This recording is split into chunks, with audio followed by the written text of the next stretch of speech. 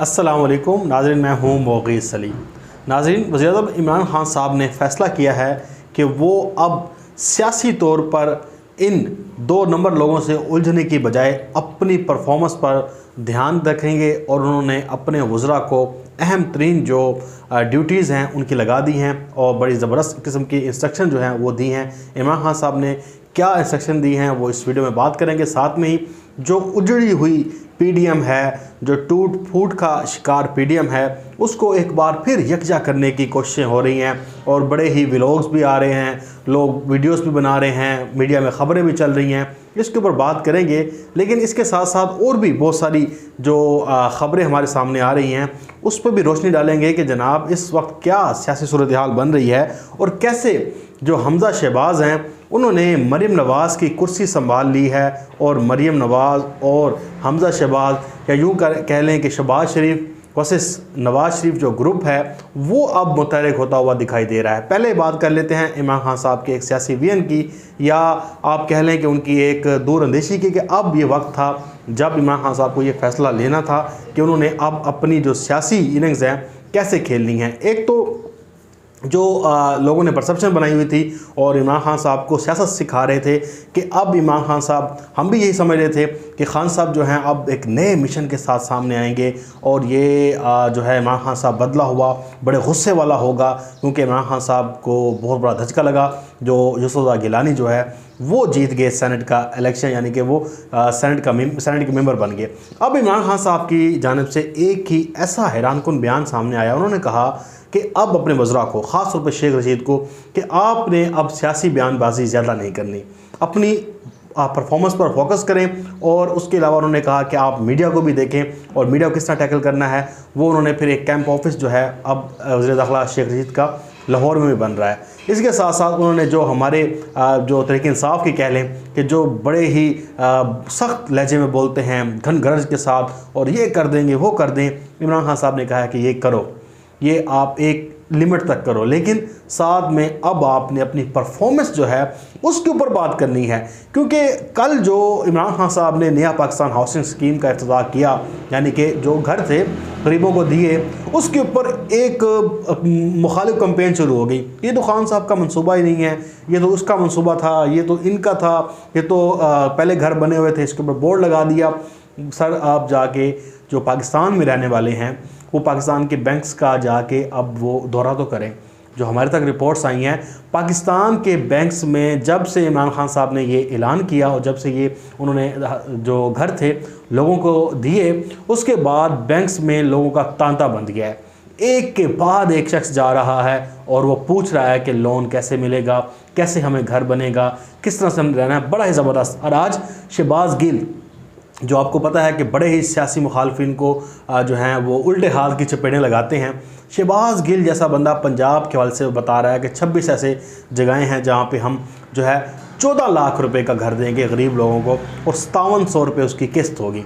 और ये जो इमरान खान साहब का नया पाकिस्तान हाउसिंग स्कीम का जो एक मामला है बड़ा ही ज़बरदस्त है।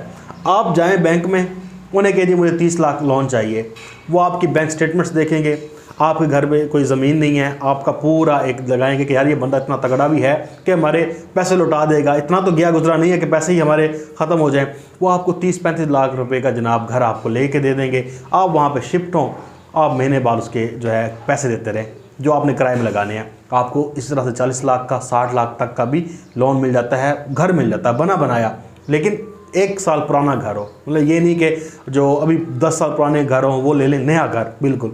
तो बड़ा ही ज़बरदस्त किस्म का एक सिस्टम है। मैंने समझा, मैंने देखा तो मुझे बड़ा अच्छा लगा।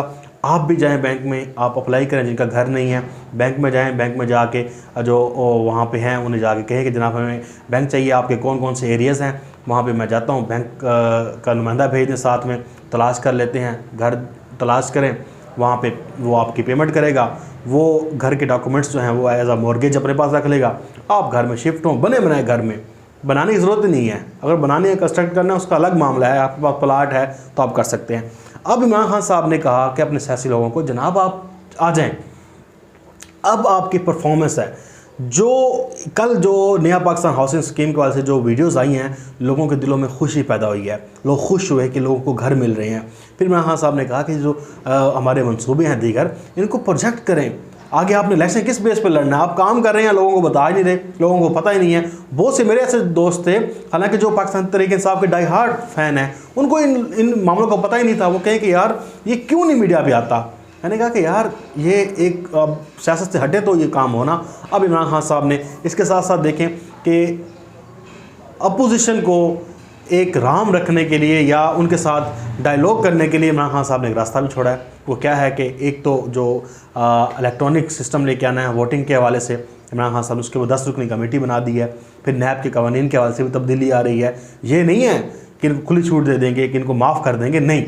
जो फ्लॉज है नैब के हवाले से, मतलब है अब 90 दिन तक रखते हैं, कुछ निकलता नहीं है, फिर आपके अदालतें आपको जनाब वो छोड़ देती हैं। इन मामलात को सीधा करना है। नैब के कवानीन पे भी उन्होंने कमेटी बना दी है, उसमें शाह महमूद कुरैशी जैसे शख्सियत हैं, फरीद खटक हैं, जो अपोजिशन से भी बात भी करेगी। यानी कि इमरान खान साहब का पूरा फोकस जो है, अब पूरा फोकस दारोमदार अब उनका पाकिस्तान की जो अपनी परफॉर्मेंस है उसके ऊपर है। आज इमरान खान साहब ने जो मालाकंड में खिताब किया, आप देखें उनमें क्या कहा। उन्होंने ज़रदारी और नवाज शरीफ को रगड़ा, साथ में उन्होंने इंटरेक्टली वैसे भी दिया जो काजी फाइसा साहब हैं, जो कहते थे पाकिस्तान में तो ये जो है मैं रहना पसंद नहीं करूँगा। तो सर देखें, उन्होंने कहा कि पाकिस्तान में इन्होंने चोरों ने अरबों रुपए लूट लिए, अपने इन्होंने जदादे बना लिए। क्या पाकिस्तान इसलिए बना था? लूटने के लिए इन ज़रदारियों नवाज शरीफ। लेकिन इमरान खान साहब ने हाथ आज होला रखा, बस उन्होंने एक सिंपल सी तनकीद वगैरह की, बताया। सबसे बड़ी बात कि पाकिस्तान तहरीक इंसाफ ने 35 अरब रुपये, मैं अगर गलत नहीं हूँ, 20 अरब डॉलर जो है वो नून लीग ने, इमरान खान साहब कह रहे थे, दिया है, और इमरान खान साहब की हुकूमत ने 35 अरब डॉलर जो है वो वापस किए हैं। बड़ी रकम थी, बहुत बड़ी रकम, इनसे ज़्यादा जो उनका कर्जा लिया था वापस किया है। तो अब खान साहब की असल जो स्ट्रेंथ देख रहे हैं हम, वो देख रहे हैं कारकर्दगी पर, लोगों को रिलीफ देने के लिए मंसूबे प्रोजेक्ट शुरू करके, और हर जगह पर असेसमेंट की जा रही है जहाँ पे लगाना है। ख़ास तौर पे फैसल जावेद को कहा है कि आपने मीडिया के जो मामला है वो भी देखने हैं, और शिबली फराज को कहा है कि आपने एडवर्टीज़मेंट देखनी है, कि एडवर्टीज़मेंट कैसे करनी है, किस तरह से प्रोजेक्ट करना है, किस तरह से जो है मीडिया को लेके चलना है। तो सारे सिस्टम अब 2023 का इलेक्शन है उस सवाल से नजरें हैं, और इमरान खान साहब इसको कामयाबी को यकीनी बनाएंगे। अब क्योंकि टाइम बहुत शॉर्ट होता है, आपका टाइम भी कीमती होता है, तो उसमें बात पूरी करनी होती है। अब आ जाते हैं नवाज़, जरदारी, फजल रहमान की आज जनाब टेलीफोन की बातें चल रही हैं, और ये ख़बरें आई हैं। मैंने जैसे बताता हूँ कि पीपल्स पार्टी और नून लीग के सोशल मीडिया के जो लोग हैं, या आप कह लें कि उनके जो मीडिया मैनेजमेंट के लोग हैं, वो मीडिया को देते हैं, और वो जनाब आगे ख़बरें चलती हैं, फिर उसके बाद वो हेडलाइंस बन जाती हैं। किसी ने नवाज़ जरदारी की बात सुनी नहीं है, ना ही कोई कन्वर्सेशन आई है, ना फ़ोन कॉल आई है, और हमारे जो ज़राए बता रहे हैं वो ये बता रहे हैं कि जनाब ये कोई कॉल्स हुई ही नहीं है। अब कहा जा रहा है कि जरदारी और नवाज शरीफ की बात हुई है, फिर जरदारी और फजल रहमान की बात हुई है, फिर फजल रहमान और नवाज शरीफ की बात हुई है, तीनों आपस में लगे हुए हैं जी, मामला तय कर रहे हैं। जरदारी ने कहा कि जनाब जरदारी ने तो पहले छुट्टी करा दी ना, उसने कहा कि 4 अप्रैल को मैं CEC का जो है वो बुलाऊँगा इजलास। उस टाइम जुल्फ़िकार भुट्टो की आई थिंक फांसी थी उनकी, तो उस हवाले से उनकी शहादत का दिन था मेरे ख्याल से। उस दिन उन्होंने कहा कि CEC का मैंने इजलास बुलाया हुआ है, तो मैं आपको जवाब दूंगा, यानी कि एक लंबा जवाब है। फजल रहमान को उन्होंने ट्रक की बत्ती की वजह लगा दिया। अब ये सारे बात कर रहे हैं जनाब, जो PDM में दरारें थी वो कम हो रही हैं, PDM एक पेज पे आ रही है, यकजा हो रही है, बातें चल रही हैं सब कुछ, लेकिन जो होना था वो हमारे सामने हो गया है। इन लोगों के जो मुंह पे कालक लगनी थी वो लग गई है। अब आप चाहे जितना मर्जी जोड़ने की कोशिश करें, अब नवाज शरीफ साथ बैठ जाए, ये बैठ जाए, वो बैठ जाए, वो अलग बात है। अब ये खबरें चलाई जा रही हैं कि इन दोनों की बातें हुई हैं, जो पिघलने लगी है बर्फ़, और फजल रहमान दोनों को मिला रहे हैं, ऐसी कोई बात नहीं। अभी इनमें बात करने की सकतें नहीं है, जुर्रत नहीं है। नवाज शरीफ का जरदारी से बात करेगा जितनी उसने मिट्टी पलीत की है, फजल रहमान क्या अब जरदारी से बात करेगा? मुमकिन ही नहीं है। ये अब टेलीफोन कॉल किसने बाहर आके निकाली है, किसने कोई ऑडियो दी है कि यार ये बात हो रही थी? ये तो हमें बताया गया कि ये सिर्फ आप लोगों को, आप जो मतलब समझने वाले नहीं हैं उन लोगों को बताने के लिए कि जनाब ये बात चल रही है, ये बात ऐसा नहीं है बिल्कुल भी। और हमारे ज़राए कह रहे हैं कोई ऐसी बात नहीं हुई, ना ही कोई टेलीफोनिक रब्ता हुआ है, बल्कि अभी तक पीपल्स पार्टी और नून लीग में खिंचाव हुआ है, बहुत ज़्यादा खिंचाव हुआ है, बहुत ज़्यादा खिंचाव हुआ है। दूरियां बढ़ रही हैं, इन दोनों का अब एतमाद नहीं रहा। अब आ जाते हैं मरीम नवाज़ के हवाले से और हमज़ा शहबाज के हवाले से। हमज़ा शहबाज आपको पता है कि वो जेल से बाहर आए हैं और अब वो पार्टी की क़यादत कर रहे हैं। आज मुस्लिम लीग नून के सेक्रेटरीट में आज उन्होंने इजलास की सदारत भी की है और उसमें उन्होंने पार्टी के रहनुमाओं को बुलाया हुआ था।